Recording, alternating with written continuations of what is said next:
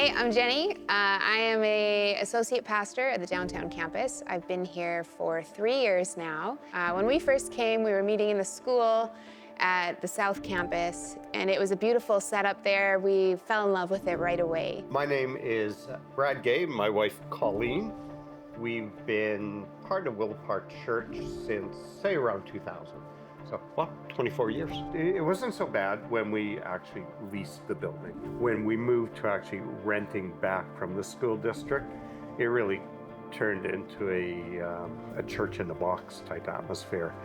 We had, early morning setup, tear down afterwards, don't use any of the common areas. It was very difficult to create a great sense of community there when we were so limited. And it really felt like it was like a Sunday-focused church where that was taking all of our energy, and then we had a little bit of midweek ministry, but really there was kind of a constraint.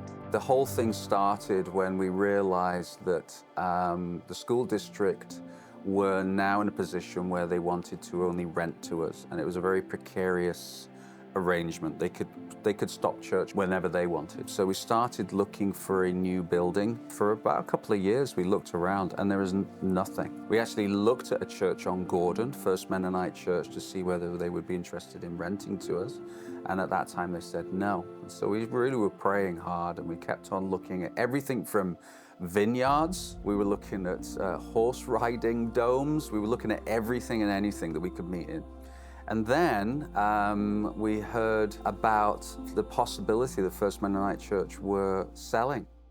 When we first thought about the possibility of a building, we couldn't imagine that we would be here today, just to think of all the things that would have to happen. And yet it really felt clear through the season of discernment that we had walked through hearing words from people as they were praying really intensely for this, that God's hand was in this. It was very much a closed bidding. We had no idea what other churches were putting in, and so we really had to prayerfully consider what we thought the church was worth, and praise God, they chose us. And then we had to start raising the money, and that's where the adventure really began. In spring 2023, we launched a campaign to see our annual giving across the network increase by about 10%, and we also set a goal of raising $400,000. Both of those things were within a 30-day fundraising campaign. And the amazing thing is this incredible church pulled it off. It was humbling, it was scary, it was an exhilarating time for sure, but what a blessing. When we got into the new building, there was an incredible sense of joy and celebration. It really felt like we've come home, we've worked on this together, we've been building it together. I mean, we had people who'd been painting the walls and building the balcony, and just everyone had a hand in it. I was unfortunately, or fortunately, I don't know, I was away for a month. Very conveniently. The month of May, prior to the first week opening. But I was just blown away by, the reports that he would tell me that, okay, we're here, all these guys are coming together doing this, that, we got this done today and that done today. I came back, after a month being away, and just saw the transformation and recognizing we've done, a lot of renovating in houses that we've had too. And I know the work that goes into that and the manpower that goes into it. And we had to farm out very little. You could tell God was at work in this. When I think of everybody who put so much effort and prayer and talent into creating what we have now, I'm just blown away. It really takes a community. It takes a village, as it were. And our village came together in an amazing way to create something beautiful. I think it was, and still is, overwhelming and humbling to think about the sacrifice that people made.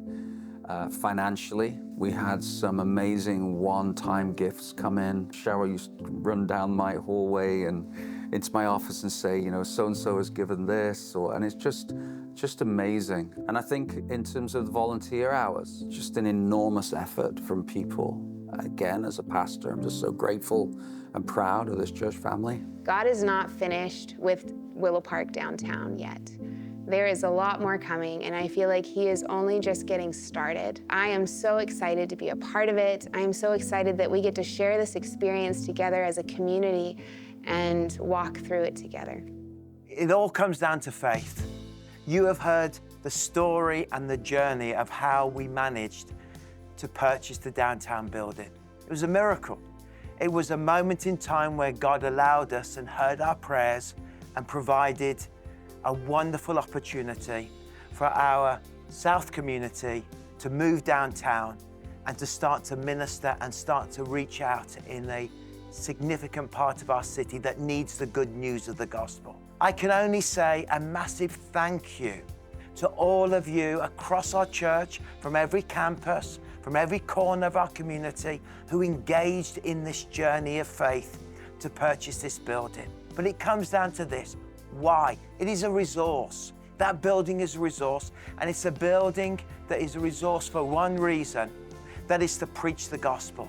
God has called us as a church to engage in our community and bring the good news of Jesus.